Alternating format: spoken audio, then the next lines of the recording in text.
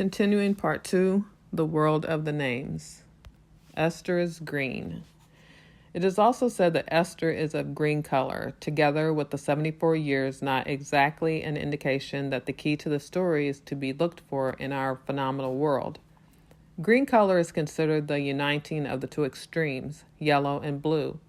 Yellow is the color of the compass point east, the point which is simultaneously called source of origin, which, viewed in time, embraces the past. It is the color for Uriel. In reality, it is the color of gold, which is peculiar to the sun. Blue is the color of the west, the color for Raphael. It is the compass point for the future. To this world in which man is considered to move from east to west, from yellow to blue, moving among the opposites of red and white in the north and the south, there is still a partition between past and future. Just red and white are found on this way, so the yellow of the past is opposite the blue of the future. But when it is all finished and the way has come to an end, the past unites with what was called the future to oneness. The time of the world is gone. Then a new color arises, the color which is the synthesis of yellow and blue. So that is why Esther is green, for in her there is this synthesis. In the story of Esther, time of this world comes to an end. In the secrecy, all this is already present. In the secrecy lives what is the last, will cause the great terror and the immense surprise. In the green color of the world of plants, this synthesis comes into prominence also. Creation, as far as the 6 days are concerned, is complete. The world has got its form. Man in the 7th day in this world is facing a complete and totally completed creation. He need not make any changes in it. He need not improve anything. He cannot even do it. He merely imagines he can, in his intoxication, cognizing and recognizing that creation is a finished thing, is the purpose of resting on the 7th day. In this world, nothing need be changed. Nothing can be changed. In this world, therefore, man can only do, and because God is hidden, man can only do gratuitously. In this green creation, also God is hidden. It is green like Esther. That is why ancient lore has it that Mount Sinai, where God descends and reveals the word, is green at that moment. For there, too, the synthesis is effected, the synthesis of form and word, of things and the word. The synthesis for man, too. Man learns the significance of creation, the purpose of his existence here. Esther is green like the myrtle. The green of the myrtle hides the secret. Esther as the dawn. Ancient lore also has it that the peoples of the world call her Esther, because to them the name Istihar is the name for the planet Nogah, the morning star. Before sunrise, Nogah appears. Venus, as we call her, and with Nogah, the morning is heralded.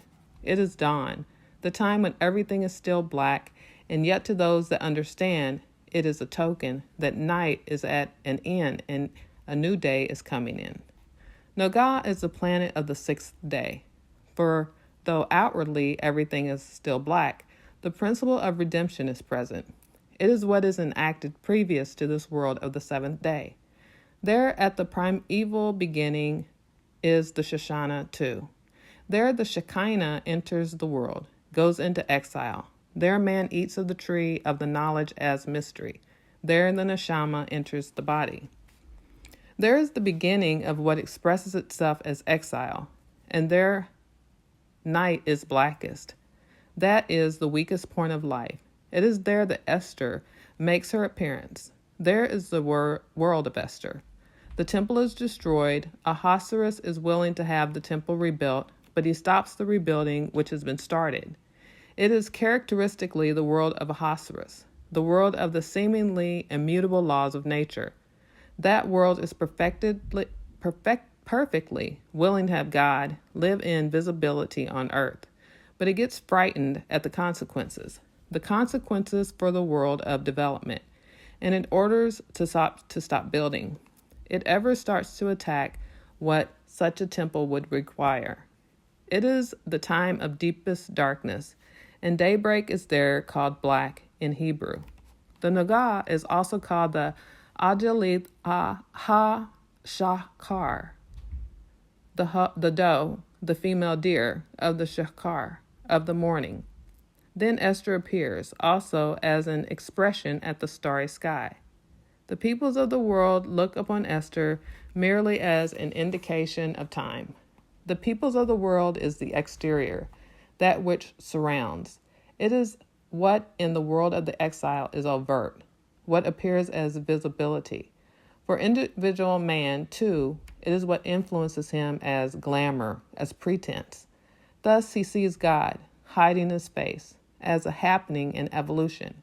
He is even able to reason about this happening, to compute it. Yet he knows that after the appearance of Venus, the sun will rise. Individual man thinks that it takes place and will take place according to a continuous development.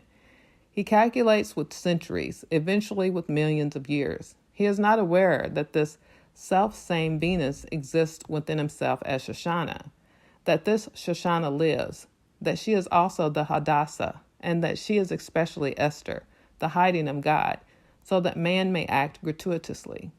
The exterior does not know about human intervention. It only knows about development, automatism, what is determinable according to laws. The directness of human action is infinitely far-reaching significance. All this the peoples of the world are ignorant of. They would have a temple, but stop its building as soon as it makes progress, for the temple would turn out to be a nuisance. Time, however, the so-called continuum, evolution, is closely related with the Shoshana, with Esther.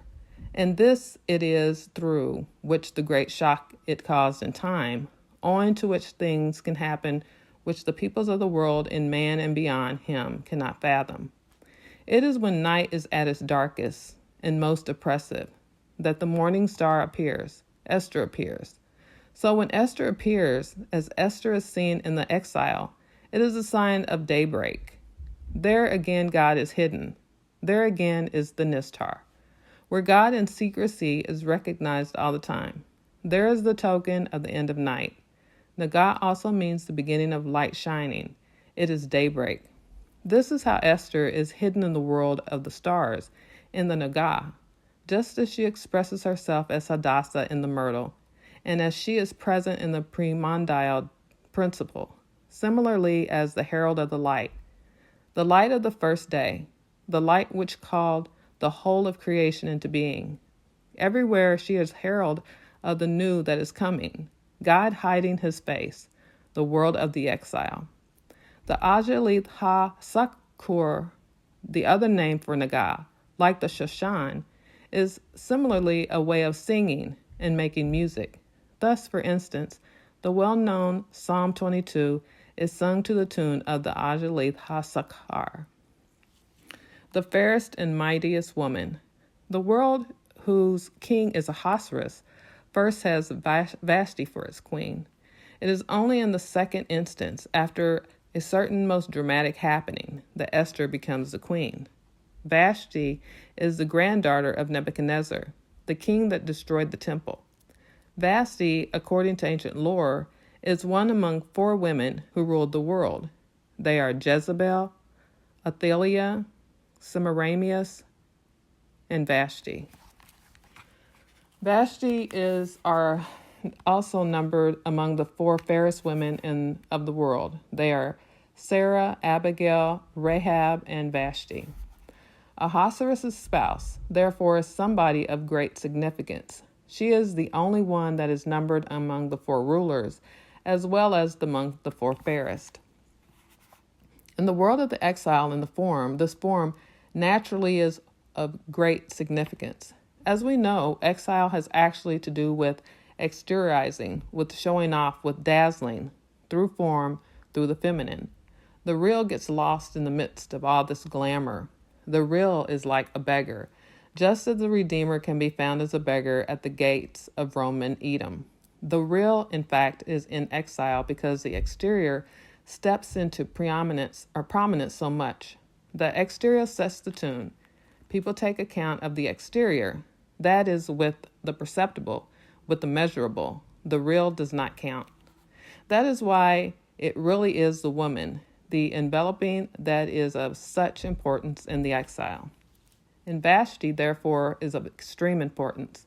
For the story of Esther speaks of this world, of a world in which God is hiding himself, of a world in which the most essential keeps itself hidden, in which it only operates through what is called coincidence. All causality, causal connection with the essential is cut off. Who is this Queen Vashti? She originates from the reality that destroys the temple. For indeed, she is a descendant of Nebuchadnezzar, of the facet of the world that destroys the temple. That facet is the spouse of the ruler of the world, who issues the inexorable laws of nature, the laws of the Medes and the Persians. She is proud of this, her source of origin. Tradition says about Vashti that she stripped naked the wisest of those that peopled the world of the temple, i.e., of those that in the exile present themselves as Ivri, and that she made them work on the Sabbath day. In the world of the temple, the woman indeed is inconspicuous. She remains in the background, which means to say that the exterior, the material side, is not so important, for the essential is perceptible. In that world, the woman, the exterior, is rather hidden. It does not count so much. Needless to say that all this has nothing to do with the appreciation for the personality, the opinions, and the words of woman as a human being. The woman was her essential and her exterior facets, just as the man has them. We are here merely discussing the feminine of everything. In the world of humanity, however, woman being more strongly rooted in the feminine than man can emphasize that feminine more strongly. She can manifest more clearly what it means that the woman is chaste and pure, of retiring disposition or impudent, provocative. In the world where the temple is visible, the woman, therefore, is naturally of a retiring disposition, hidden. She conceals herself, veils herself. The temple, indeed, is destroyed when the woman thrusts herself into the forefront as soon as the exterior and the phenomenal form starts showing off. The destroyer of the temple, therefore, has the flashy spouse. The destroyer of the temple has the obtrusive external. He is characterized by scattering pleasures, by tempting with material devices. His spouse is Semiramis. His descendant is Vashti. And this Vashti causes that which, chaste and quiet, would keep aloof to come so much into prominence that it is against his nature in every respect. The woman, the exterior, and that which is called the Ivri. The latter absolutely wants to remain veiled. It feels humiliated, maltreated, when the covering is removed. It runs counter to the nature of the Ivri. Who knows that it is the essential that counts, that which is of another world? The Ivri is also aware that in this seventh world, this seventh day, everything is finished, that the world must not be changed any further, that instead it should be united with the source of origin. The Ivri is aware that collaborating at further development means getting further away from the source of origin. That is identical with violating the seventh day. That is identical with denying God as creator, denying God who makes creation perfect, good. He knows that hallowing the seventh day indeed means recognizing everything as coming forth from the source of origin, means connecting everything with the origin with the purpose of existence. It is therefore against the nature of the Ivri man to act as if this world should require anything else except man's attitude toward creation. An attitude implying that every deed of man should aim at connecting everywhere with God, or in other words, aim at hallowing everything. And Ivri, constrained by the world to live in a different way, also lives against his own nature. Both sides, though, are violated by Queen Vashti, the queen of the exile. The first spouse of King Ahasuerus constrains the exterior, the outer appearance, which would like to be chaste and veiled, to strip itself naked and constrain it to make a start for further development. A further removal from the origin.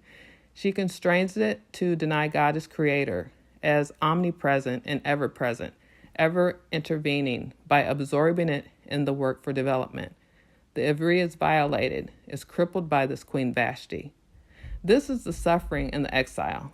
Just as the Shekinah suffers, just as the Neshama suffers, so also does the Ivri undergo the exile. And Queen Vashti puts her stamp on the suffering of the wife of the Ivri. The exterior of the Ivri is injured in the exile, for his exterior indeed is the one which is being used to hide itself, being used to consider the exile as a token of gathering in all that got lost and bringing it back. Such is Queen Vashti, and it is she that does it to the female facet of the Ivri. She forms part of this exile. She challenges. She is the presence of the destroyer of the temple. She is a reality in this our world, and as such in every human individual.